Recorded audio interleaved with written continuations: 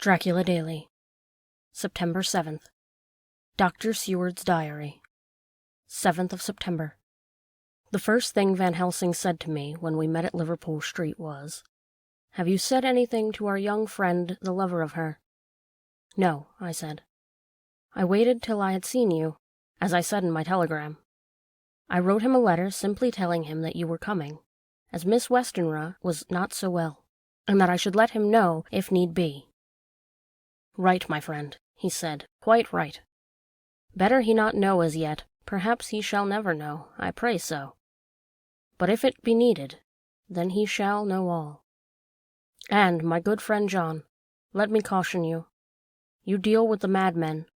The men are mad in some way or the other, and inasmuch as you deal discreetly with your madmen, so deal with God's madmen too, the rest of the world. You tell not your madmen what you do, nor why you do it. You tell them not what you think. So you shall keep knowledge in its place, where it may rest, where it may gather its kind around it and breed. You and I shall keep as yet what we know here, and here." He touched me on the heart and on the forehead, and then touched himself the same way. "I have for myself thoughts at the present. Later I shall unfold to you." "Why not now?" I asked. "It may do some good. We may arrive at some decision." He stopped and looked at me and said, "My friend John, when the corn is grown even before it has ripened, without the milk of its mother earth, while the milk of its mother earth is in him, and the sunshine has not yet begun to paint him with his cold, the husbandman he may pull the ear and rub him between his rough hands, and blow away the green chaff, and say to you, 'Look, he's good corn. He will make good crop when the time comes.'" I did not see the application, and told him so. For reply, he reached over and took my ear in his hand and pulled it playfully, as he used long ago to do at the lectures, and said, "The good husbandman tell you so then because he knows, but not till then. But you do not find the good husbandman dig up his planted corn to see if he grow. That is for the children who play at husbandry, and not for those who take it as of the work of their life. See you now, friend John? I have sown my corn, and nature has her work to do in making it sprout, if he sprout at all. There's some promise, and I wait till the ear begins to swell." He broke off, for he evidently saw that I understood. Then he went on, and very gravely, "You were always a careful student, and your case-book was ever more full than the rest. You were only student then, now you are master, and I trust that good habit have not fail. Remember, my friend, that knowledge is stronger than memory, and we should not trust the weaker. Even if you have not kept the good practice, let me tell you that this case of our dear Miss is one that may be, mind, say may be, of such interest to us and others, that all the rest may not make him kick the beam, as your people say. Take then good note of it. Nothing is too small. I counsel you, put down in record even your doubts and surmises. Hereafter it may be of interest to you to see how true you guess. We learn from failure, not from success." When I described Lucy's symptoms, the same as before, but infinitely more marked, he looked very grave, but said nothing. He took with him a bag, in which were many instruments and drugs, the ghastly paraphernalia of our beneficial trade, as he once called in one of his lectures, the equipment of a professor of the healing craft. When we were shown in, Mrs. Westenra met us. She was alarmed, but not nearly so much as I expected to find her. Nature in one of her beneficent moods has ordained that even death has some antidote to its own terrors. Here, in a case where any shock may prove fatal, matters are so ordered that, from some cause or other, the things not personal, even the terrible change in her daughter to whom she was so attached, do not seem to reach her. It is something like the way Dame Nature gathers round a foreign body an envelope of some insensitive tissue, which can protect from evil that which it would otherwise harm by contact. If this be an ordered selfishness, then we should pause before we condemn anyone to the vice of egoism, for there may be deeper root for its causes than we have knowledge of. I used my knowledge of this phase of spiritual pathology and laid down a rule that she should not be present with Lucy, or think of her illness more than was absolutely required. She assented readily, so readily that I saw again the hand of nature fighting for life. Van Helsing and I were shown up to Lucy's room. If I was shocked when I saw her yesterday, I was horrified when I saw her today. She was ghastly, chalkily pale. The red seemed to have gone even from her lips and gums, and the bones of her face stood out prominently. Her breathing was painful to see or hear. Van Helsing's face grew set as marble, and his eyebrows converged until they almost touched over his nose. Lucy lay motionless, and did not seem to have strength to speak. So for a while we were all silent. Then Van Helsing beckoned to me, and we went gently out of the room.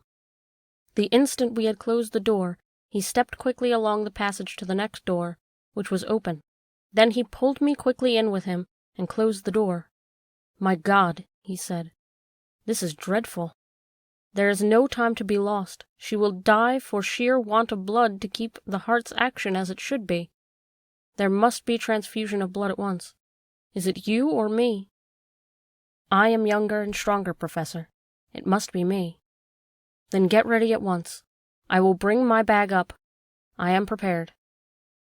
I went downstairs with him, and as we were going there was a knock at the hall door. When we reached the hall, the maid had just opened the door, and Arthur was stepping quickly in. He rushed up to me, saying in an eager whisper, "Jack, I was so anxious. I read between the lines of your letter, and have been in agony. The dad was better, so I ran down here to see for myself. Is not that gentleman Dr. Van Helsing? I am so thankful to you, sir, for coming."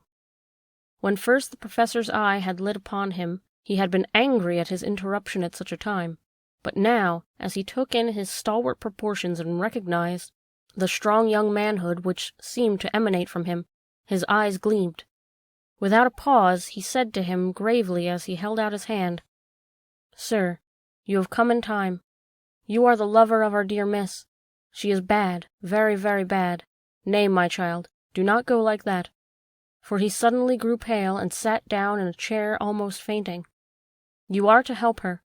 You can do more than any that live, and your courage is your best help." "What can I do?" asked Arthur hoarsely. "Tell me, and I shall do it.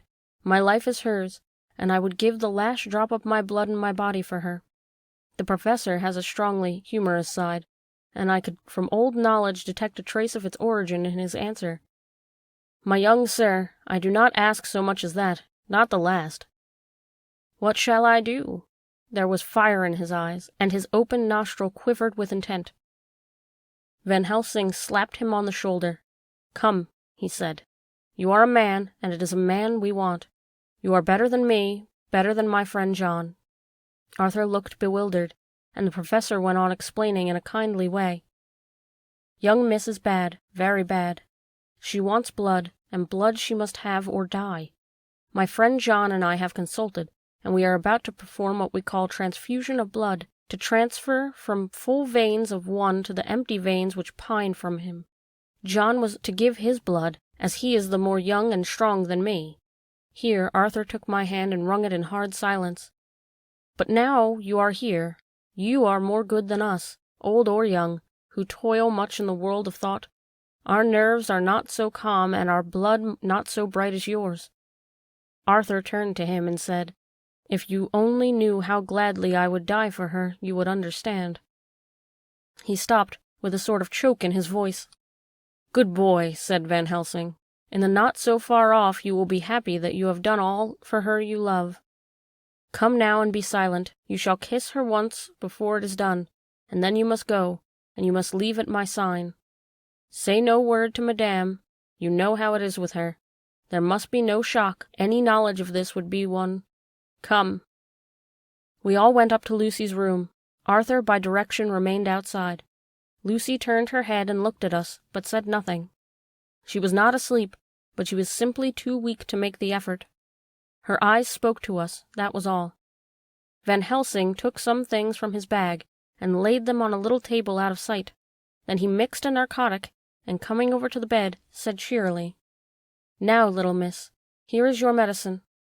Drink it off, like a good child. See, I lift you so that to swallow is easy. Yes." She made the effort with success. It astonished me how long the drug took to act. This, in fact, marked the extent of her weakness. The time seemed endless until sleep began to flicker in her eyelids. At last, however, the narcotic began to manifest its potency, and she fell into a deep sleep. When the professor was satisfied, he called Arthur into the room, and bade him strip off his coat. Then he added, "You may take that one little kiss whiles I bring over the table. Friend John, help to me." So neither of us looked whilst he bent over her. Van Helsing, turning to me, said, "He is so young and strong, and of blood so pure that we need not defibrillate it." Then with swiftness, but with absolute method, Van Helsing performed the operation. As the transfusion went on, something like life seemed to come back to poor Lucy's cheeks, and through Arthur's growing pallor the joy of his face seemed absolutely to shine. After a bit I began to grow anxious, for the loss of blood was telling on Arthur, strong man as he was. It gave me an idea of what terrible strain Lucy's system must have undergone, that what weakened Arthur only partially restored her. But the professor's face was set, and he stood watch in hand and with his eyes fixed now on the patient and now on Arthur. I could hear my own heartbeat. Presently he said in a soft voice, "Do not stir an instant. It is enough. You attend him. I will look to her." When all was over, I could see how much Arthur was weakened. I dressed the wound, and took his arm to bring him away. When Van Helsing spoke without turning round, the man seems to have eyes in the back of his head.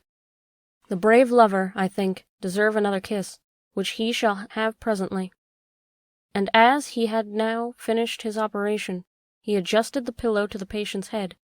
As he did so, the narrow black velvet band which she seems to always wear around her throat, buckled with an old diamond buckle which her lover had given her, was dragged up a little, and showed a red mark on her throat. Arthur did not notice it, but I could hear the deep hiss of indrawn breath, which is one of Van Helsing's ways of betraying emotion. He said nothing at the moment, but turned to me, saying, "Now take down our brave young lover, give him of the port wine, and let him lie down a while. He must then go home and rest. Sleep much and eat much, that he may be recruited of what he has given to his love. He must not stay here. Hold, a moment. I may take it, sir, that you are anxious of result. Then bring it with you that in all ways the operation is successful. You have saved her life this time, and you can go home and rest easy in mind that all that can be is. I shall tell her all when she is well. She shall love you none the less for what you have done. Goodbye." When Arthur had gone, I went back to the room. Lucy was sleeping gently, but her breathing was stronger. I could see the counterpane move as her breast heaved. By the bedside sat Van Helsing, looking at her intently. The velvet band again covered the red mark. I asked the professor in a whisper, "What do you make of that mark on her throat?" "What do you make of it?" "I have not examined it yet," I answered, and then and there proceeded to loose the band. Just over the external jugular vein there were 2 punctures, not large, but not wholesome looking. There was no sign of disease, but the edges were white and worn-looking, as if by some tritonation. It had once occurred to me that this wound, or whatever it was, might be the means of that manifest loss of blood, but I abandoned the idea as soon as formed, for such a thing could not be. The whole bed would have been drenched to a scarlet with the blood which the girl must have lost to leave such a pallor as she had before the transfusion. "Well," said Van Helsing. "Well," said I can make nothing of it." The professor stood up. "I must go back to Amsterdam tonight," he said. "There are books and things there which I want. You must remain here all night. You must not let your sight pass from her." "Shall I have a nurse?" I asked. "We are the best nurses, you and I. You keep watch all night, see that she is well fed and that nothing disturbs her. You must not sleep all the night. Later on we can sleep, you and I. I shall be back as soon as possible, and then we may begin." "May begin?" I said. "What on earth do you mean?" "We shall see," he answered as he hurried out. He came back a moment later and put his head inside the door and said with a warning finger held up, "Remember, she is your charge. If you leave her, and harm befall, you shall not sleep easy hereafter." September 8th. Dr. Seward's Diary. 8th of September. I sat up all night with Lucy.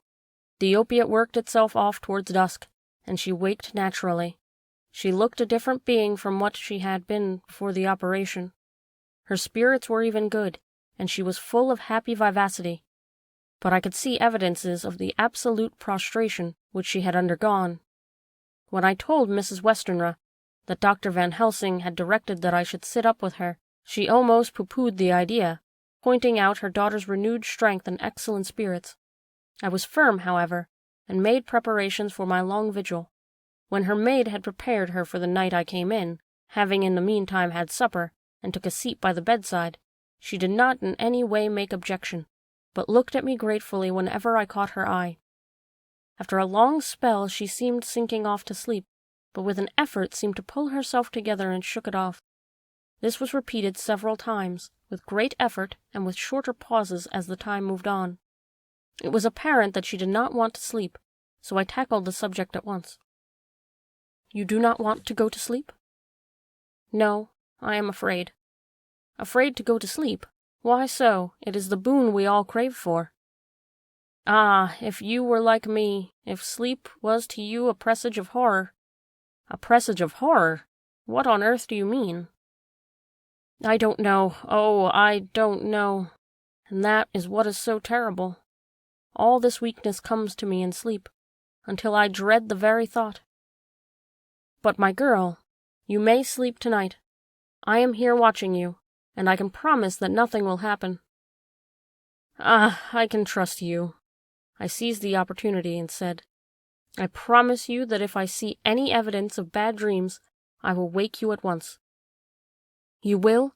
Oh, will you really? How good you are to me. Then I will sleep." And almost at the word she gave a deep sigh of relief and sank back asleep. All night long I watched her. She never stirred, but slept on in a deep, tranquil, life-giving, health-giving sleep. Her lips were slightly parted, and her breast rose and fell with the regularity of a pendulum. There was a smile on her face, and it was evident that no bad dreams had come to disturb her peace of mind.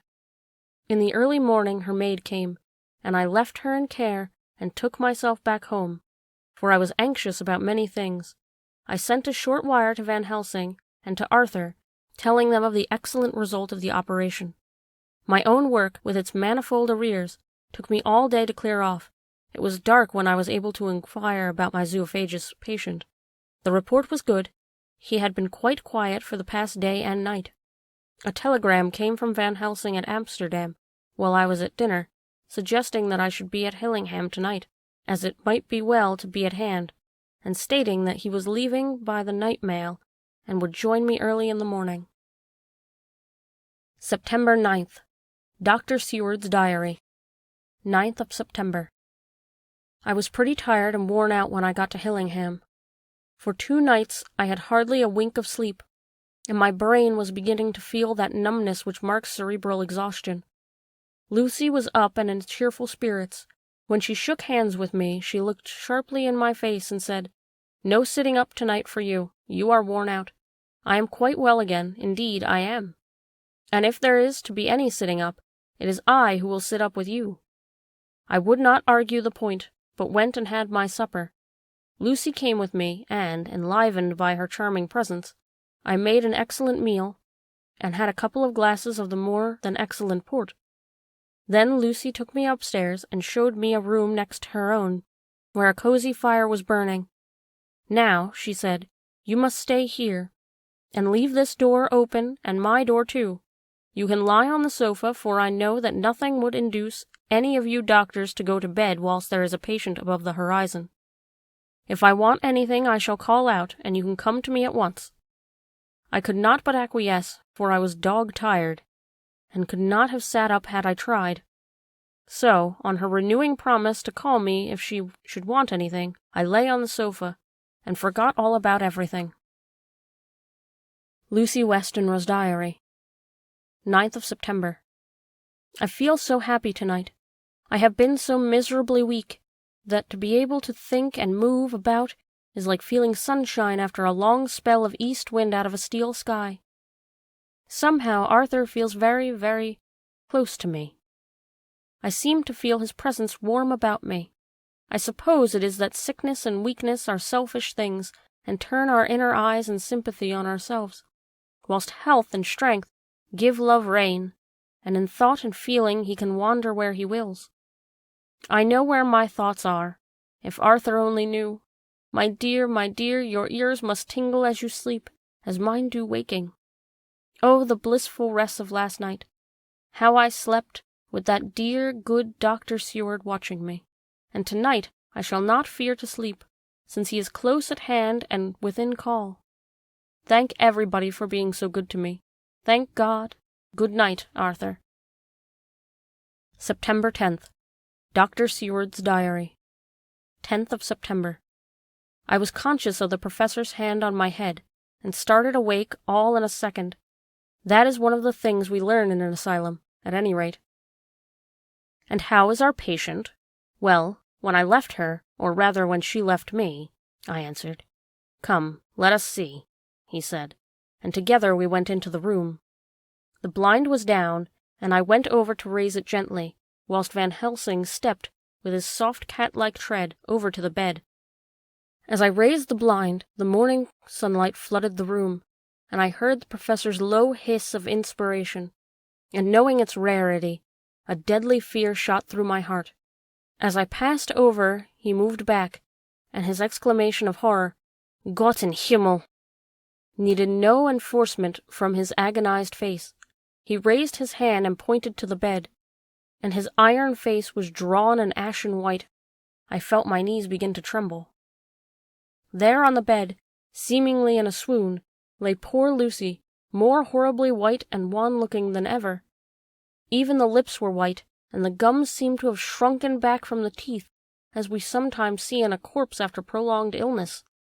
Van Helsing raised his foot to stamp in anger, but the instinct of his life and all the long years of habit stood to him, and he put it down again softly. Quick, he said, bring the brandy. I flew to the dining room and returned with the decanter. He wetted the poor white lips with it, and together we rubbed palm and wrist and heart. He felt her heart, and after a few minutes of agonizing suspense, said, It is not too late. It beats, though but feebly. All our work is undone. We must begin again. There is no young Arthur here now. I have to call on you yourself this time, friend John. As he spoke, he was dipping into his bag and producing the instruments for transfusion. I had taken off my coat and rolled up my shirt sleeve. There was no possibility of an opiate just at present, and no need of one, and so, without a moment's delay, we began the operation. After a time, I did not seem a short time either, for the draining away of one's blood, no matter how willingly it is given, is a terrible feeling. Van Helsing held up a warning finger. Do not stir, he said. But I fear that with growing strength she may wake, and that would make danger. Oh, so much danger. But I shall precaution take. I shall give hypodermic injection of morphia. He proceeded then, swiftly and deftly, to carry out his intent. The effect on Lucy was not bad, for the faint seemed to merge subtly into the narcotic sleep. It was with a feeling of personal pride that I could see a faint tinge of color steal back into the pallid cheeks and lips. No man knows, till he experiences it, what it is to feel his own life-blood draw away into the veins of the woman he loves. The professor watched me critically. That will do, he said. Already? I remonstrated. You took a great deal more from Art. To which he smiled a sort of sad smile as he replied. He is her lover, her fiancé. You have work, much work, to do for her and for others, and the present will suffice. When we stopped the operation, he attended to Lucy, whilst I applied digital pressure to my own incision. I laid down, whilst I waited his leisure to attend to me, for I felt faint and a little sick. By and by he bound up my wound, and sent me downstairs to get a glass of wine for myself. As I was leaving the room, he came after me, and half whispered, "Mind, nothing must be said of this. If our young lover should turn up unexpected, as before, no word to him. It would at once frighten and enjealous him too. There must be none, so." When I came back he looked at me carefully, and then said, "You are not much the worse. Go into the room and lie on your sofa, and rest a while. Then have much breakfast, and come to me here." I followed out his orders, for I knew how right and wise they were. I had done my part, and now the next duty was to keep up my strength. I felt very weak, and in the weakness lost something of the amazement of what had occurred. I fell asleep on the sofa, however, wondering over and over again how Lucy had made such a retrograde movement, and how she could have been drained of so much blood with no sign anywhere to show for it. I think I must have continued my wonder in my dreams, for, sleeping and waking, my thoughts always came back to the little punctures in her throat and the ragged, exhausted appearance of their edges, tiny though they were. Lucy slept well into the day, and when she woke she was fairly well and strong, though not nearly so much so as the day before. When Van Helsing had seen her, he went out for a walk, leaving me in charge, with strict injunctions that I was not to leave her for a moment. I could hear his voice in the hall, asking the way to the nearest telegraph office. Lucy chatted with me freely, and seemed quite unconscious that anything had happened. I tried to keep her amused and interested, when her mother came up to see her. She did not seem to notice any change whatsoever, but said to me gratefully, "We owe you so much, Dr. Seward, for all you have done, but you really must now take care not to overwork yourself. You are looking pale yourself. You want a wife to nurse you and look after you a bit, that you do." As she spoke, Lucy turned crimson, though it was only momentarily, for her poor wasted veins could not stand for long such an unwonted drain to the head. The reaction came in excessive pallor as she turned imploring eyes on me. I smiled and nodded, and laid my finger on my lips. With a sigh, she sank back amid her pillows. Van Helsing returned in a couple of hours, and presently said to me, "Now you go home, and eat much and drink enough, make yourself strong. I stay here tonight, and I shall sit up with little miss myself. You and I must watch the case, and we must have none other to know. I have grave reasons. No, do not ask them. Think what you will. Do not even fear to think the most not probable. Good night." In the hall, 2 of the maids came to me, and asked if they or either of them might not sit up with Miss Lucy. They implored me to let them, and when I said it was Dr. Van Helsing's wish that either he or I should sit up, they asked me quite piteously to intercede with the foreign gentleman. I was much touched by their kindness.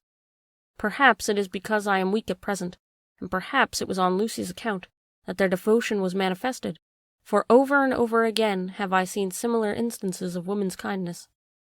I got back here in time for late dinner, went my rounds, all well, and set this down whilst waiting for sleep. It is coming. September 11th. Dr. Seward's Diary. 11th of September.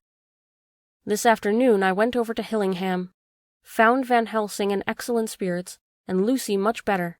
Shortly after I had arrived, a big parcel from abroad came for the professor. He opened it with much impressment, assumed, of course, and showed a great bundle of white flowers. "These are for you, Miss Lucy," he said. "For me? Oh, Dr. Van Helsing!" "Yes, my dear, but not for you to play with. These are medicines." Here Lucy made a wry face. "Nay, but they are not to take in decoction or in nauseous form, so you need not snub that so charming nose, or I shall point out to my friend Arthur what woes he may have to endure in seeing so much beauty that he loves so much distort. Aha, my pretty miss, that bring the so nice nose all straight again. This is medicinal, but you do not know how. I shall put him in your window. I make pretty wreath and hang him round your neck, so that you might sleep well. Oh yes, they, like the lotus flower, make your trouble forgotten. It smells so like the water of Leve, and of that fountain of youth that the conquistadors sought for in the Floridas, and find him all too late." Whilst he was speaking, Lucy had been examining the flowers and smelling them.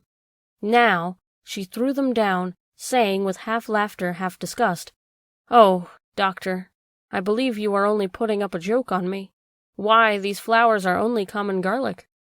To my surprise, Van Helsing rose up and said with all his sternness, his iron jaw set, and his bushy eyebrows meeting, "No trifling with me, I never jest. There is grim purpose in all that I do, and I warn you that you do not thwart me. Take care, for the sake of others if not your own." Then, seeing poor Lucy scared, as she might well be, he went on more gently.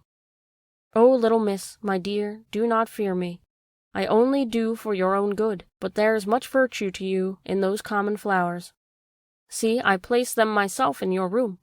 I make myself the wreath that you are to wear. But hush, no telling to others that make so inquisitive questions. We must obey, and silence is in part of obedience. And obedience is to bring you strong and well into loving arms that wait for you. Now sit still a while. Come with me, my friend John, and you shall help me deck the room with my garlic, which is all the way from Haarlem, where my friend Vanderpool raise herb in the glass houses all the year. I had to telegraph yesterday, or they would not have been here." We went into the room, taking the flowers with us.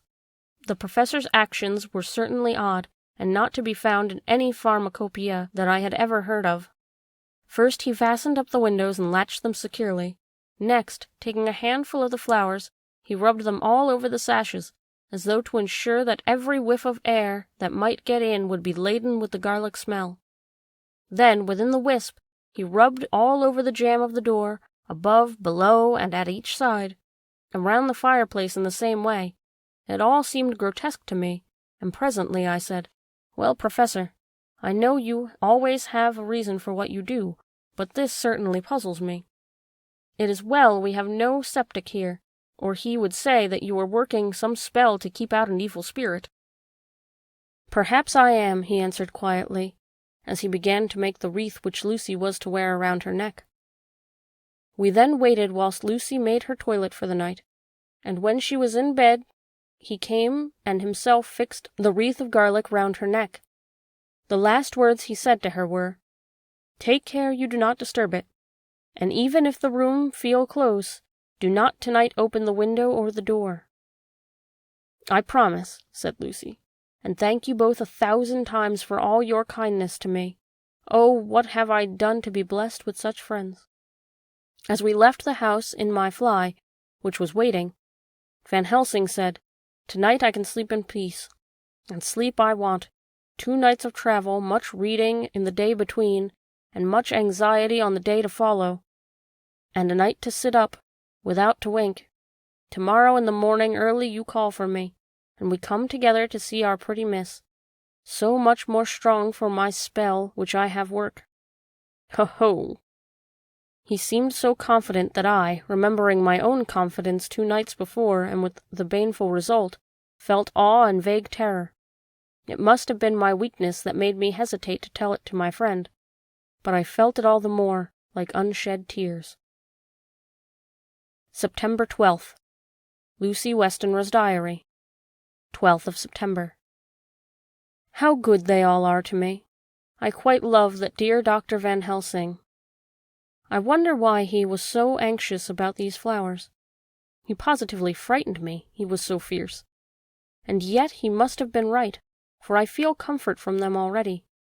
Somehow I do not dread being alone tonight, and I can go to sleep without fear. I shall not mind any flapping outside the window.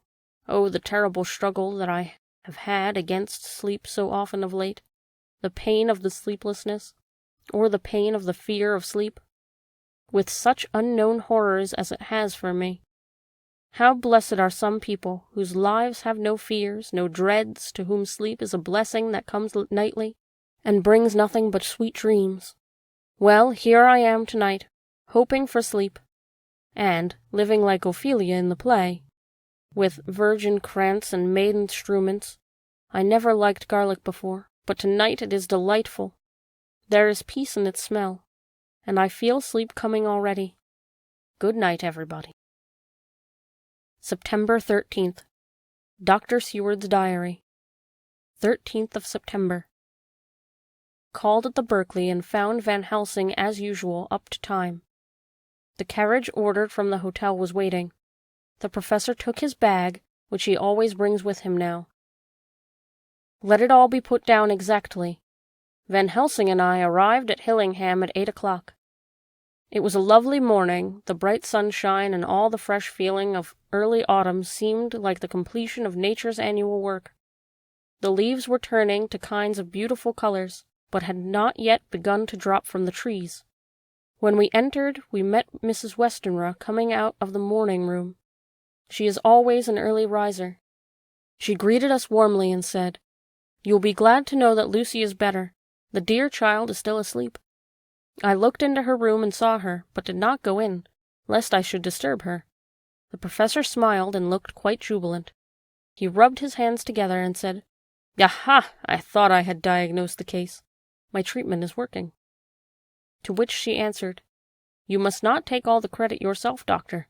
Lucy's state this morning is due in part to me." "How do you mean, ma'am?" said the professor. "Well, I was anxious about the child in the night, and went into her room. She was sleeping soundly, so soundly that even my coming did not wake her.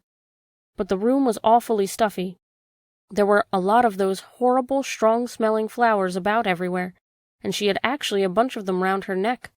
I feared that the heavy odor would be too much for the dear child in her weak state, so I took them all away and opened a bit of the window to let in a little fresh air. You will be pleased with her, I am sure." She moved off to her boudoir, where she usually breakfasted early. As she had spoken, I watched the professor's face and saw it turn ashen gray. He had been able to retain his self-command whilst the poor lady was present, for he knew her state and how mischievous a shock would be. He actually smiled on her as he held open the door for her to pass into her room. But the instant she had disappeared, he pulled me, suddenly and forcibly, into the dining room and closed the door. Then, for the first time in my life, I saw Van Helsing break down. He raised his hands over his head in a sort of mute despair, and then beat his palms together in a helpless way. Finally he sat down on the chair, and putting his hands before his face, began to sob, with loud, dry sobs that seemed to come from the very racking of his heart. Then he raised his arms again, as though appealing to the whole universe. "God, God, God," he said. "What have we done? What has this poor thing done, that we are so sore beset? Is there fate amongst us still, sent down from the pagan world of old, that such things must be, and in such way? This poor mother, all unknowing, and all for the best as she think, does such thing as lose her daughter, body and soul?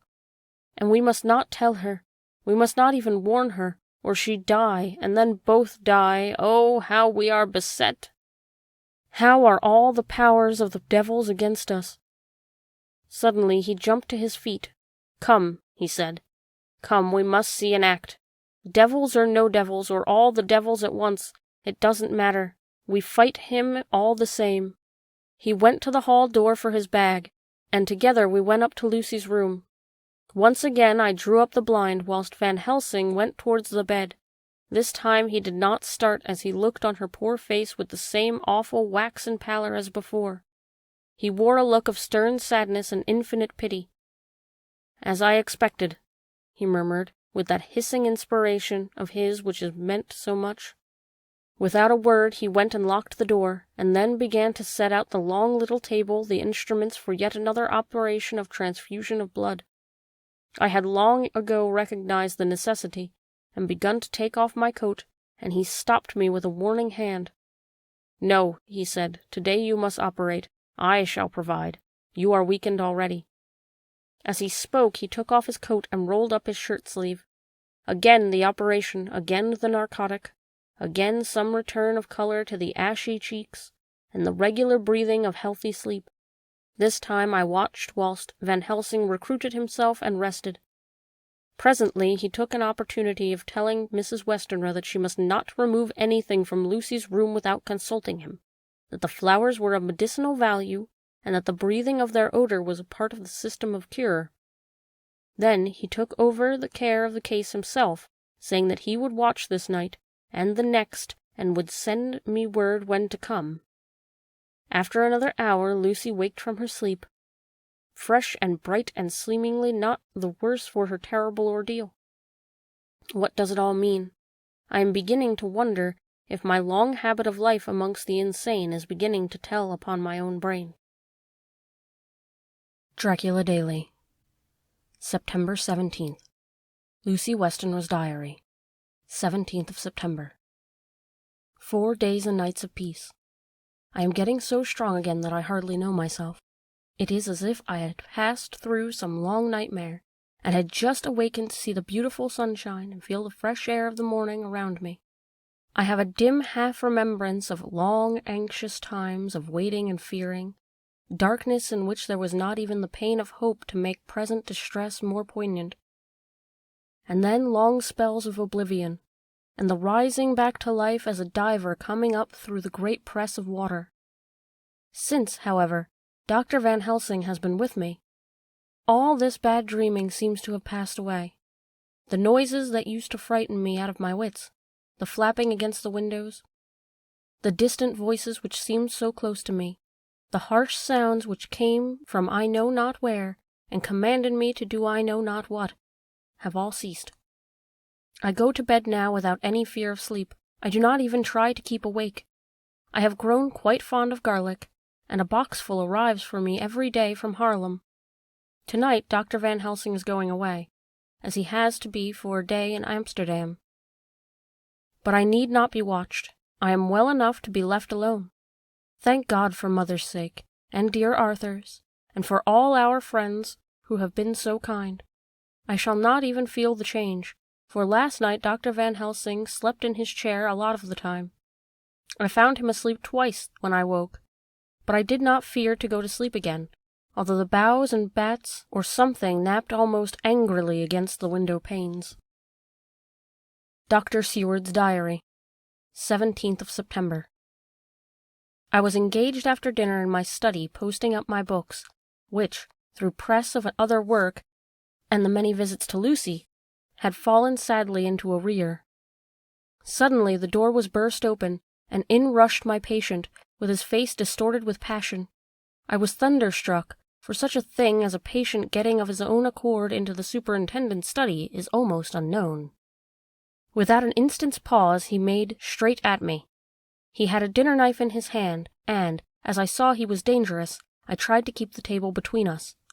He was too quick and too strong for me, however, for before I could get my balance he had struck at me and cut my left wrist rather severely.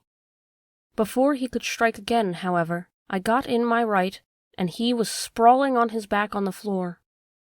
My wrist bled freely, and quite a little pool trickled on to the carpet. I saw that my friend was not intent on further effort, and occupied myself binding up my wrist, keeping a wary eye on the prostrate figure all the time. When the attendants rushed in, and we turned our attention to him, his employment positively sickened me. He was lying on his belly on the floor, licking it up, like a dog, the blood which had fallen from my wounded wrist. He was easily secured, and, to my surprise, went with the attendants quite placidly, simply repeating over and over again, "The blood is the life! The blood is the life!" I cannot afford to lose blood just at present. I have lost too much of late for my physical good, and then the prolonged strain of Lucy's illness and its horrible phases is telling on me. I am overexcited and weary, and I need rest, rest, rest. Happily Van Helsing has not summoned me, so I need not forego my sleep. Tonight I could not well do without it.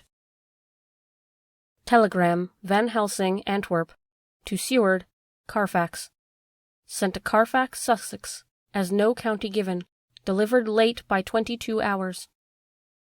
17th of September. Do not fail to be at Hillingham tonight.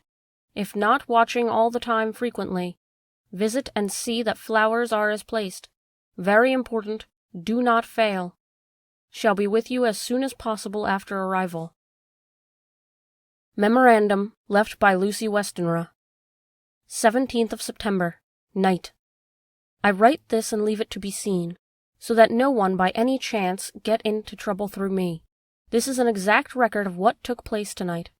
I feel I am dying of weakness, and have barely strength to write, but it must be done if I die in the doing. I went to bed as usual, taking care that the flowers were placed as Dr. Van Helsing directed, and soon fell asleep. I was waked by the flapping at the window, which had begun after that sleepwalking on the cliff at Whitby when Mina saved me, and which now I know so well. I was not afraid, but I did wish that Dr. Seward was in the room, as Dr. Van Helsing said he would be, so that I might have called him. I tried to go to sleep, but could not. Then there came to me the old fear of sleep, and I determined to keep awake. Perversely, sleep would try to come then when I did not want it. So, as I feared to be alone, I opened my door and called out, "Is anybody there?" There was no answer. I was afraid to wake Mother, and so closed my door again. Then outside in the shrubbery, I heard a sort of howl like a dog's, but more fierce and deeper. I went to the window and looked out, but could see nothing except a big bat, which had evidently been buffeting its wings against the window. So I went back to bed again, but determined not to go to sleep. Presently the door opened, and Mother looked in, seeing by my moving that I was not asleep, came in, and sat by me. She said to me even more sweetly and softly than her wont, "I was uneasy about you, darling, and came in to see that you were all right." I feared she might catch cold sitting there, and asked her to come in and sleep with me. So she came into bed and lay down beside me. She did not take off her dressing gown, for she said she would only stay a little while and then go back to her own bed. As she lay there in my arms, and I in hers, the flapping and buffeting came to the window again. She was startled and a little frightened, and cried out, "What is that?" I tried to pacify her, and at last succeeded, and she lay quiet, but I could hear her poor dear heart still beating terribly. After a while there was a low howl again out in the shrubbery, and shortly after there was a crash at the window, and a lot of broken glass was hurled at the floor. The window blind blew back, with a great wind that rushed in, and in the aperture of the broken panes there was the head of a great gaunt grey wolf. Mother cried out in fright, and struggled up into a sitting posture, and clutched wildly at anything that would help her. Amongst other things, she clutched the wreath of flowers that Dr. Van Helsing insisted on wearing around my neck, and tore it away from me. For a second or two she sat up, pointing at the wolf, and there was a strange and horrible gurgling in her throat. Then she fell over, as if struck by lightning, and her head hit my forehead and made me dizzy for a moment or two. The room and all round seemed to spin round. I kept my eyes fixed on the window, but the wolf drew his head back, and a whole myriad of little specks seemed to come blowing in through the broken window, and wheeling and circling round like the pillar of dust that travellers describe when there's a simoon in the desert. I tried to stir, but there was some spell on me. And dear Mother's poor body, which seemed to grow cold already, for her dear heart had ceased to beat, weighed me down, and I remembered no more for a while. The time did not seem long, but very, very awful, till I recovered consciousness again. Somewhere near, a passing bell was tolling, and dogs all around the neighborhood were howling, and in our own shrubbery, seemingly just outside, a nightingale was singing. I was dazed and stupid with pain and terror and weakness, but the sound of the nightingale seemed like the voice of my dead mother come back to comfort me. The sound seemed to have awakened the maids, too, for I could hear their bare feet pattering outside my door. I called to them, and they came in, and when they saw what had happened, and what it was that lay over me on the bed, they screamed out. The wind rushed in through the broken window, and the door slammed to. They lifted off the body of my dear mother, and laid her, covered up with a sheet, on the bed after I had got up. They were all so frightened and nervous that I directed them to go to the dining room and have each a glass of wine. The door flew open for an instant and closed again. The maid shrieked, and then went in a body to the dining room, and I laid what flowers I had on my dear mother's breast. When they were there, I remembered what Dr. Van Helsing had told me, but I didn't like to remove them, and, besides, I would have some of the servants to sit up with me now. I was surprised that the maids did not come back. I called them, but got no answer, so I went to the dining room to look for them. My heart sank when I saw what had happened. They all four lay helpless on the floor, breathing heavily. The decanter of sherry was on the table half full, and there was a queer, acrid smell about. I was suspicious and examined the decanter. It smelt of laudanum, and looking on the sideboard, I found that the bottle which my mother's doctor uses for her, did use, was empty. What am I to do? What am I to do? I am in the back room with Mother. I cannot leave her, and I am alone, save for the sleeping servants, whom someone has drugged. Alone with the dead. I dare not go out, for I can hear the low howl of the wolf through the broken window. The air seems full of specks, floating and circling in the draught from the window, and the lights burn blue and dim. What am I to do? God shield me from harm this night. I shall hide this paper in my breast, where they shall find it when they come to lay me out. My mother is gone. It is time that I go too.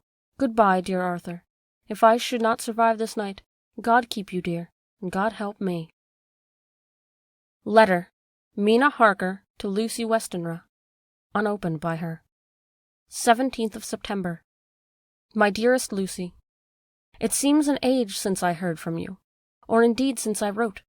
You will pardon me, I know, for all my faults when you have read all my budget of news. Well, I got my husband back all right. When we arrived at Exeter there was a carriage waiting for us, and in it, though he had an attack of gout, Mr. Hawkins.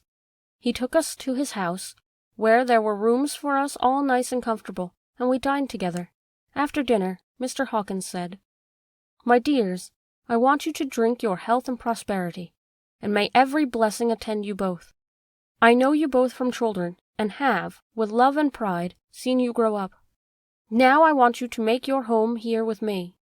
I have left me neither chick nor child, all are gone, and in my will I have left you everything. I cried, Lucy dear, as Jonathan and the old man clasped hands. Our evening was a very, very happy one.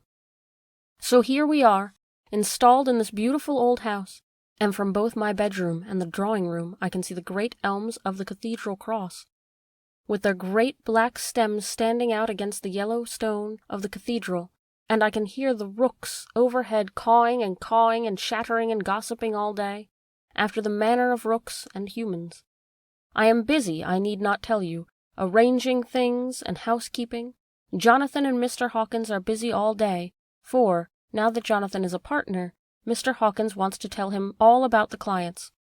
How is your mother getting on? I wish I could run up to town for a day or two to see you, dear, but I dare not go yet, with so much on my shoulders, and Jonathan wants looking after still. He is beginning to put some flesh on his bones again, but he was terribly weakened by the long illness. Even now he sometimes starts out of his sleep in a sudden way and awakes all trembling until I can coax him back to his usual placidity. However, thank God, these occasions grow less frequent as the days go on, and they will in time pass away altogether, I trust. And now I have told you my news, let me ask yours. When are you to be married, and where, and who is performing the ceremony, and what are you to wear, and is it to be a public or a private wedding? Tell me all about it, dear. Tell me all about everything, for there is nothing which interests you which will not be dear to me. Jonathan asks me to send his respectful duty, but I do not think that it is good enough from the junior partner of the important firm, Hawkins and Harker. And so, as you love me, and he loves me, and I love you with all the moods and tenses of the verb, I send you simply his love instead. Goodbye, my dearest Lucy, and blessings upon you. Yours, Mina Harker. September 18th. The Pall Mall Gazette, 18th September. The Escaped Wolf. Perilous Adventure of Our Interviewer. Interview with the Keeper in the Zoological Gardens. After many inquiries, and almost as many refusals, and perpetually using the words Pall Mall Gazette as a sort of talisman, I managed to find the keeper in the section of the Zoological Gardens in which the wolf department is included. Thomas Builder lives in one of the cottages in the enclosure behind the elephant house, and was just sitting down to his tea when I found him. Thomas and his wife are hospitable folk, elderly and without children, and if the specimen I enjoyed of their hospitality be of the average kind, their lives must be pretty comfortable. The keeper would not enter on what he called business until the supper was over, and we were all satisfied. Then, when the table was cleared, he had lit his pipe and said, "Now, sir, you can go on and ask me what you want. You'll excuse me refusin' to talk about professional subjects afore meals. I gives the wolves and the jackals and the hyenas and all our section their tea afore I begins to arsk them questions." "How do you mean, ask them questions?" I queried, wishful to get him into a talkative humor. "'Itting of them over the head with a pole is one way, scratching of their ears is another. When gents is as flush wants a bit of show-off to the gals, I don't so much mind the fust, the 'ittin' with a pole afore I chucks at their dinner, but I waits till they've had their sherry and coffee, so to speak, afore I tries on with the ear-scratching, mind you," he added philosophically. "There's a deal of the same nature in us as in them there animals. Here's a you comin' and arskin' of me questions about my business, and I that grumpy like that only for your bloomin' arfquid I'd a seen you blowin' fust afore I'd answer. Not even when you arsked me sarcastic like if I'd like to arsk the superintendent if you might arsk me questions. Without offense, did I tell yer to go to hell?" "You did." "And when you said you'd report me for using the obscene language that was 'itting me over the head, but the arfquid made that all right. I weren't a-goin' to fight, so I waited for the food and did with my owl as the wolves and lions and tigers does. But, Lord love your heart, now that the old 'ooman has struck a chunk of tea cake in me and rinsed me out with her bloomin' old teapot, and I've lit up, you may scratch my ears for all you're worth, and won't get even a growl out of me. Drive along with your questions, I know what you're a-comin' at, that 'ere escaped wolf." "Exactly. I want you to give your view of it. Just tell me how it happened, and when I know the facts, I'll get you to say what you consider was the cause of it, and how you think the whole affair will end." "All right, Governor. This 'ere is about the whole story. That 'ere wolf, what we called Berserker, was one of the 3 gray ones that came from Norway to Yamrux, which we bought off him 4 years ago. He was a nice, well-behaved wolf that never gave no trouble to talk of. I'm more surprised at him wantin' to get out nor any other animal in the place. But there, you can't trust wolves no more nor women." "Don't you mind him, sir," broke in Mrs. Tom with a cheery laugh. "He's got mindin' the animals so long that blessed if he ain't like an old wolf hisself. But there ain't no harm in him." "Well, sir, it was about 2 hours after feedin' yesterday when I first hear my disturbance. I was makin' up a litter in the monkey house for a young puma which is ill. But when I heard the yelpin' and owlin', I kem away straight. There was Berserker a-tearin' like a mad thing at the bars as if he wanted to get out. There wasn't much people about that day, and close at hand was only one man, a tall, thin chap with an hook nose and a pointed beard with a few white hairs running through it. He had a hard-looking look and red eyes, and I took a sort of mislike to him, for it seemed as if it was him that was irritating him. He had white kid gloves on his hands and pointed out the animals to me and say, 'Keeper, these wolves seem upset at something.' 'Maybe it's you,' says I, for I did not like the airs he give himself. He didn't get angry, as I hoped he would, but he smiled a kind of insolent smile with a mouth full of white, sharp teeth. 'Oh no, they wouldn't like me,' he says. 'Oh yes, they would,' says I, imitating him. 'They always like a bone or two to clean their teeth on about tea-time, which you has a bagful.' Well, it was an odd thing, but then the animals see us a-talkin' they lay down, and when I went over to Berserker, he let me stroke his ears same as ever. That there man kem over, and blessed but if he didn't put his hand out to stroke the old wolf's ears too. 'Take care,' says I. 'Berserker's quick.' 'Never mind,' he says. 'I'm used to 'em.' 'Are you in the business yourself?' I says, taking off my hat, for a man what trades in wolves, and cetera, is a good friend to keepers. "No," says he, "not exactly in the business, but I have made pets of several." And with that he lifts his hat as perlite as the Lord and walks away.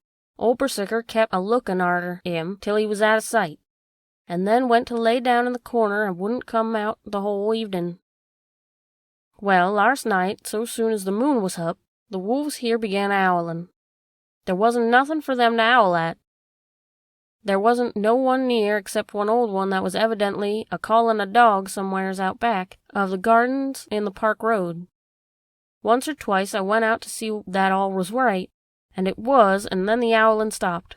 Just before 12 o'clock, I took a look around afore turning in, and bust me, but when I kem opposite to old Berserker's cage, I see the rails broken and twisted and the cage empty. And that's all I know for certain. Did anyone else see anything? One of our gardeners was a-comin' home about that time from an armony, when he sees a big grey dog comin' out through the garden edges. At least, so he says, but I don't give it much for myself. For if he did, he never said a word about it to his missus when he got home, and it was only after the escape of the wolf was made known, and we had been up all night a-huntin' for the Park of Berserker, that he remembered seeing anything. My own belief was that the armony had got to his head. Now, Mr. Builder, can you account in any way for the escape of the wolf? Well, sir, he said with a suspicious sort of modesty, I think I can, but I don't know as how you'd be satisfied with the theory. Certainly I shall, if a man like you, who knows animals from experience, can't hazard a good guess at any rate, who is even to try? Well then, sir, I accounts for it this way. It seems to me that wolf escaped, simply because he wanted to get out. From the hearty way that both Thomas and his wife laughed at the joke, I could see that it had been done service before, and that the whole explanation was simply an elaborate sell. But I couldn't cope in badinage with the worthy Thomas, but I thought I knew a surer way to his heart. I said, Mr. Builder, we'll consider that first half-sovereign worked off, and this brother of his is waiting to be claimed when you've told me what you think will happen. Right ye are, sir, he said briskly. You'll excuse me, I know, for a chaffing ye. But the old woman here winked at me, which was as much telling me to go on. Well, I never, said the old lady. My opinion is this. That 'ere wolf is a-'idin' of somewheres. The gardener what didn't remember said he was galloping northward faster than a horse could go, but I don't believe in, for you see, sir, wolves don't gallop no more than a dog does, they not bein' built that way. Wolves is fine things in a storybook, and I dessay, when they gets in packs, and does be chivvying up something that's more a-fearin' than they is, they can make a devil of a noise and chop it up, whatever it is. But Lord bless you, in real life a wolf is only a low creature, not half so clever or bold as a good dog, and not half a quarter so much fight in 'em. This one ain't been used to fightin' or even providin' for hisself, and more likely he's somewhere round the park a-'idin' and a-shiverin' of, and if he thinks that's all, wonderin' where he is to get his breakfast from, or maybe he got down to some area and is in a coal cellar. My eye, won't some cook get a rum start when she sees his green eyes a-shinin' at her out of the dark. If he can't get food, he's bound to look for it, and mayhaps he may have a chance to light on some butcher shop in time. If he doesn't, and some nursemaid goes a-walkin' off with a soldier, leavin' of the infant in the perambulator, well, then I wouldn't be surprised if the census is one baby the less. That's all. I was handing him the half-sovereign, when something came bobbing up against the window, and Mr. Builder's face doubled its natural length with surprise. God bless me, he said, if there ain't old Berserker come back by hisself. He went to the door and opened it, a most unnecessary proceeding it seemed to me. I have always thought that a wild animal never looks so well as when some obstacle of pronounced durability is between us. A personal experience has intensified rather than diminished that idea. After all, there is nothing like custom, nor, for neither Builder nor his wife thought any more of the wolf than I should of a dog. The animal itself was as peaceful and well-behaved as that father of all picture wolves, Red Riding Hood's quondam friend, whilst moving her confidence in masquerade. The whole scene was an unutterable mix of comedy and pathos. The wicked wolf that for half a day had paralyzed London and set all the children in the town shivering in their shoes, was there in a sort of penitent mood, and was received and petted like a sort of vulpine prodigal son.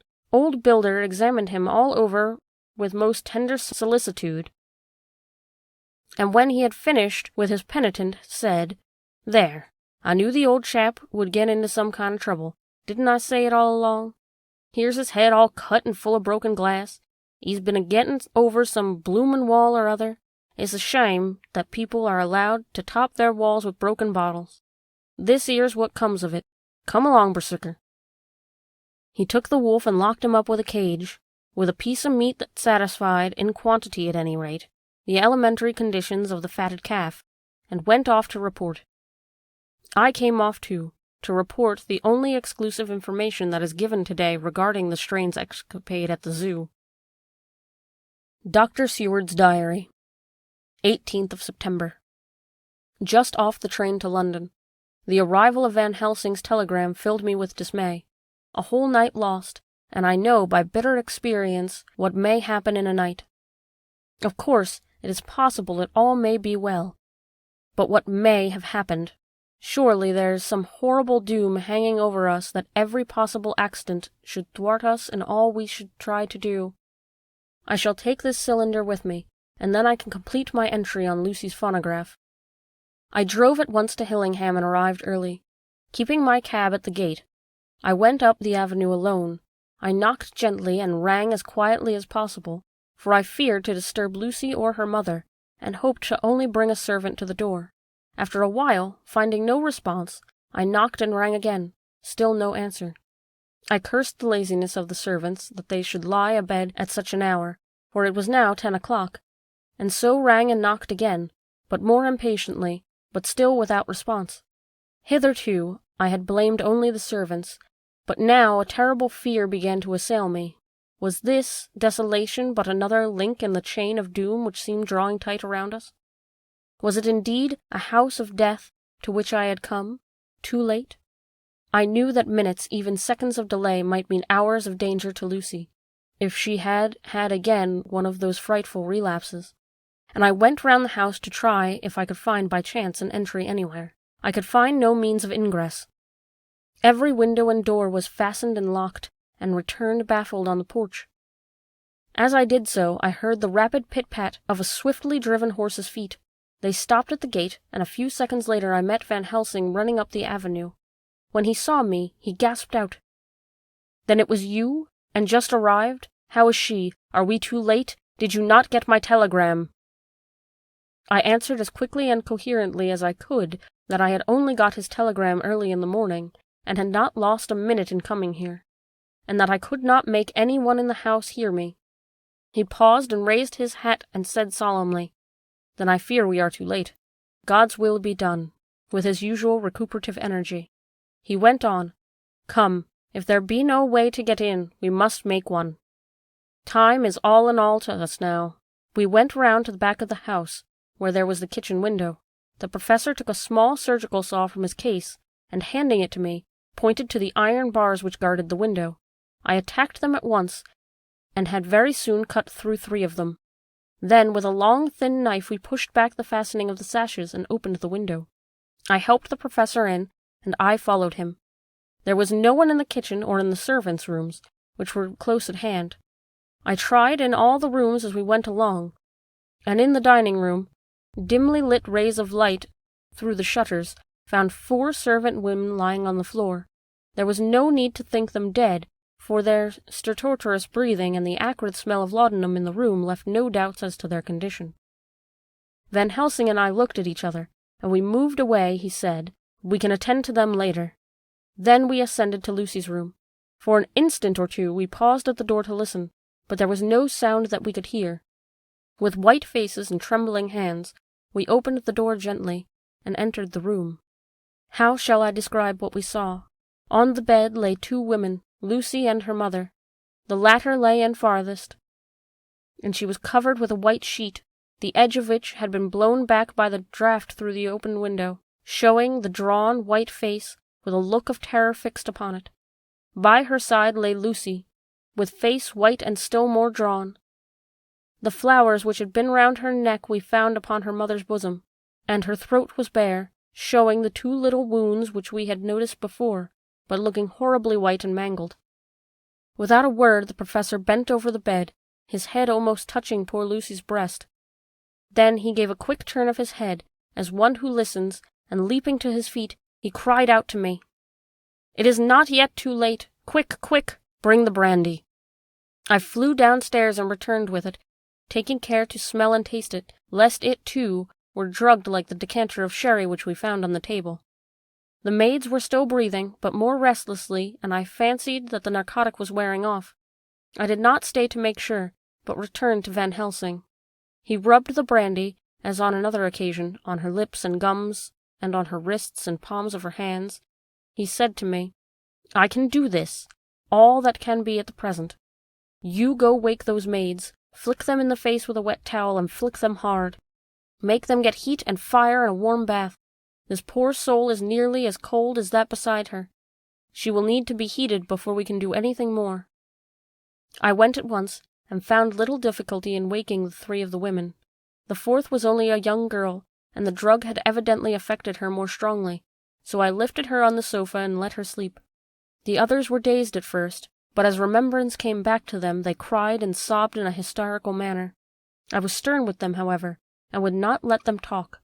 I told them that one life was bad enough to lose, and that if they delayed they would sacrifice Miss Lucy.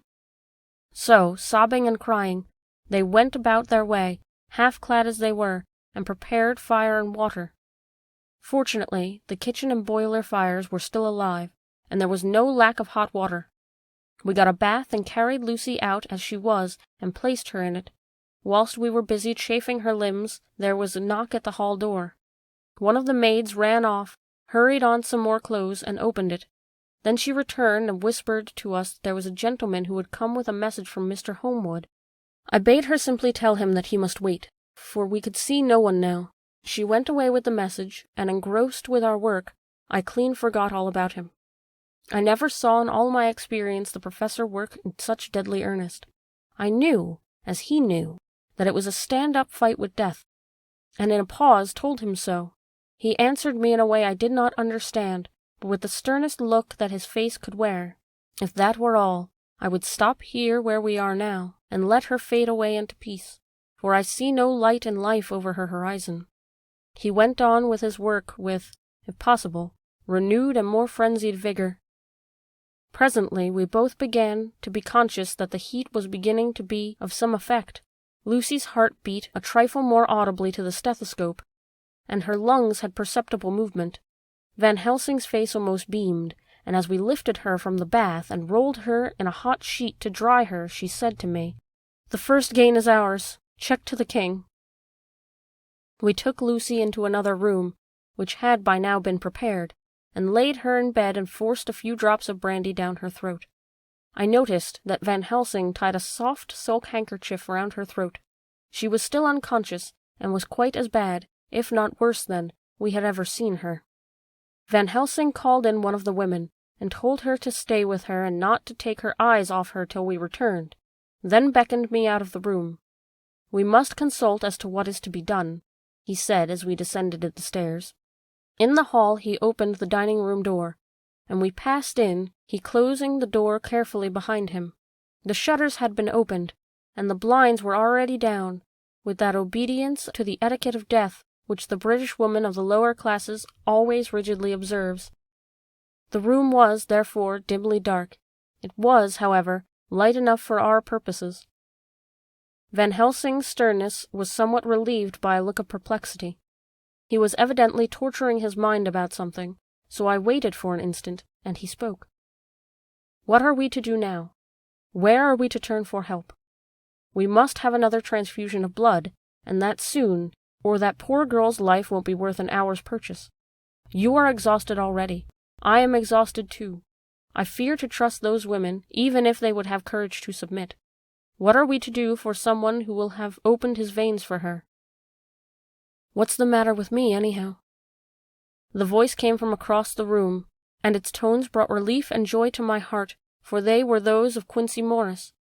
Van Helsing started angrily at the first sound, but his face softened and a glad look came into his eyes as I cried out, "Quincy Morris!" and rushed towards him with outstretched hands. "What brought you here?" I cried as our hands met. "I guess art is the cause." He handed me a telegram. "Have not heard from Seward for 3 days, and am terribly anxious. Cannot leave. Father still in same condition. Send me word on how Lucy is. Do not delay. Homewood." I think I came just in the nick of time. You know you have only to tell me what to do. Van Helsing strode forward and took his hand, looking him straight in the eyes as he said, "A brave man's blood is the best thing on earth when a woman is in trouble. You are a man and no mistake. Well, the devil may work against us for all he's worth, but God sends us men when we want them." Once again we went through that ghastly operation. I have not the heart to go through with the details. Lucy had got a terrible shock, and it told on her more than before, for though plenty of blood went into her veins, her body did not respond to the treatment as well as on other occasions. Her struggle back to life was something frightful to see and hear. However, the action of both heart and lungs improved, and Van Helsing made a subcutaneous injection of morphia, as before, and with good effect. Her faint became a profound slumber. The professor watched whilst I went downstairs with Quincy Morris, and sent one of the maids to pay off one of the cabmen who were waiting. I left Quincy lying down after having a glass of wine, and told the cook to get ready a good breakfast. Then a thought struck me, and I went back to the room where Lucy was. When I came softly in, I found Van Helsing with a sheet or two of notepaper in his hand. He had evidently read it, and was thinking it over as he sat with his hand to his brow. There was a look of grim satisfaction on his face. As one who has had doubts solved, he handed me the paper, saying only, "It dropped from Lucy's breast when we carried her to the bath." When I read it, I stood looking at the professor, and after a pause asked him, "In God's name, what does it all mean?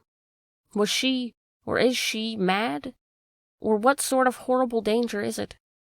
I was so bewildered that I did not know what to say more. Van Helsing put out his hand and took the paper, saying, "Do not trouble it now.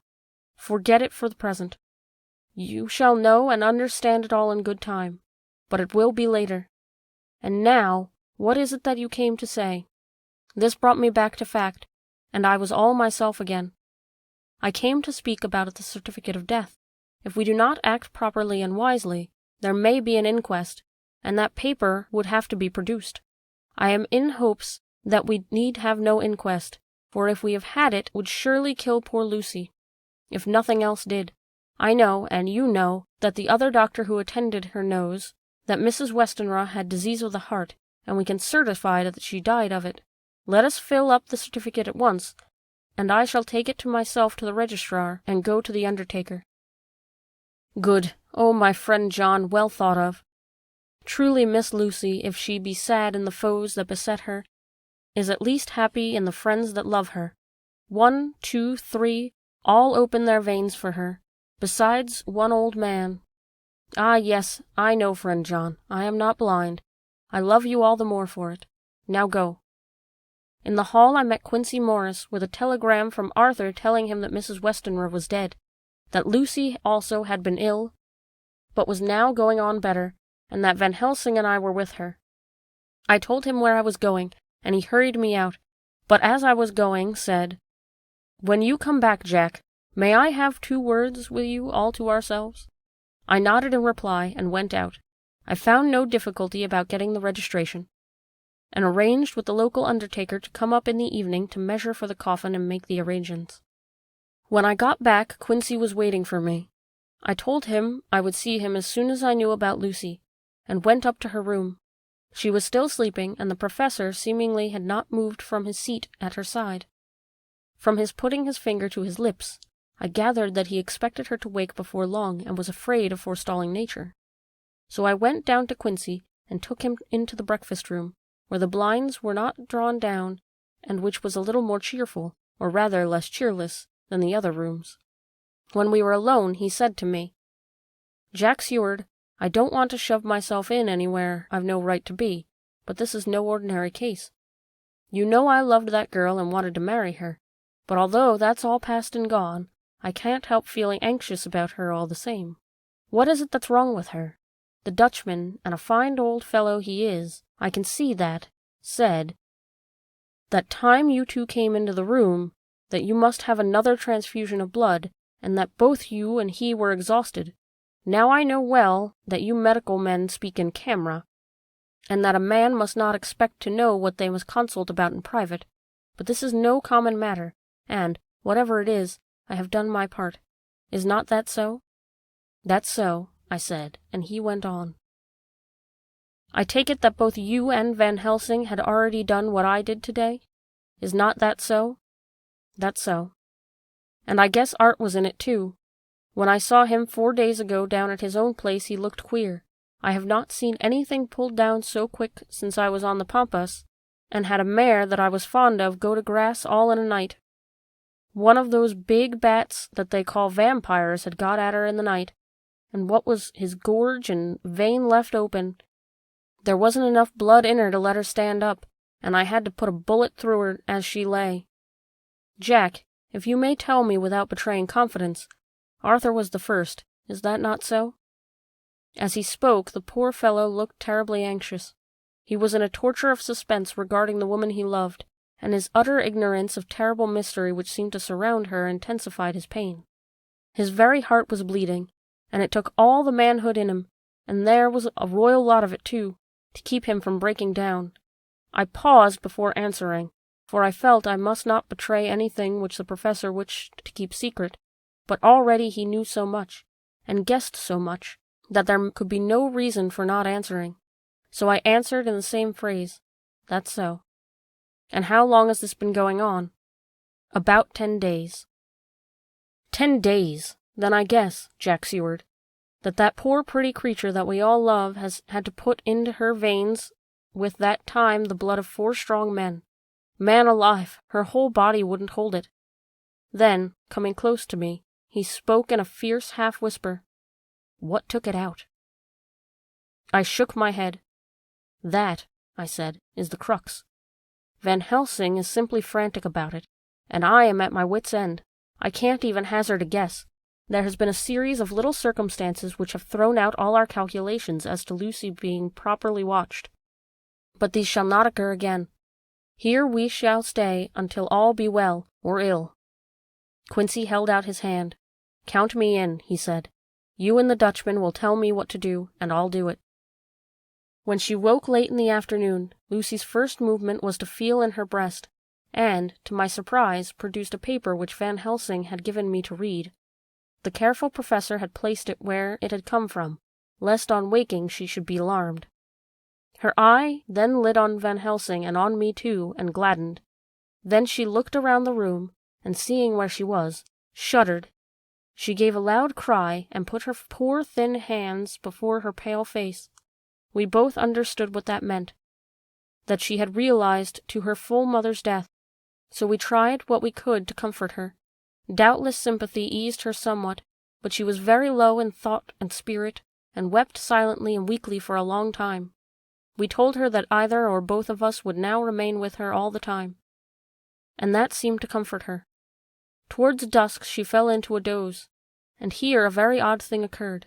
Whilst still asleep, she took the paper from her breast and tore it in two. Van Helsing stepped over and took the pieces from her. All the same, however, she went on with this action of tearing, as though the material were still in her hands. Finally, she lifted her hands and opened them as though scattering the fragments. Van Helsing seemed surprised, and his brows gathered as if in thought, but he said nothing. Letter. Mina Harker to Lucy Westenra. Unopened by her. 18th of September. My dearest Lucy, such a sad blow has befallen us.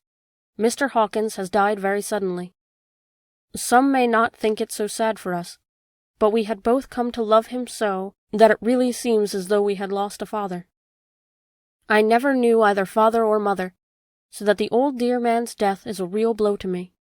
Jonathan is greatly distressed. It is not only that he feels sorrow, deep sorrow, for the dear, good man who has befriended him all his life, and now at the end has treated him like his own son, and left him a fortune to which people of our modest bringing up is wealth beyond the dream of avarice.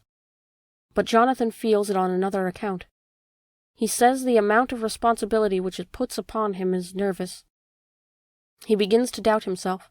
I try to cheer him up, and my belief in him helps him to have a belief in himself. But it is here that the grave shock that he experienced tells upon him the most. Oh, it is too hard that a sweet, simple, noble, strong creature as his, a nature which enabled him, by our dear good friend's aid, to rise from clerk to master in a few years, should be so injured that the very essence of his strength is gone. Forgive me, dear, that I would worry you with my troubles in the midst of your own happiness. But, dear Lucy, I must tell someone, for the strain of keeping up a brave and cheerful appearance to Jonathan tries me, and I have no one here that I can confide in. I dread coming up to London, as we must do the day after tomorrow, but poor Mr. Hawkins left in his will that he was to be buried in the grave with his father. As there are no relations at all, Jonathan will have to be chief mourner. I shall try to run over to see you, dearest, if only for a few minutes. Forgive me for troubling you. With all blessings, your loving, Mina Harker. September 19th. Dr. Seward's Diary. 19th of September.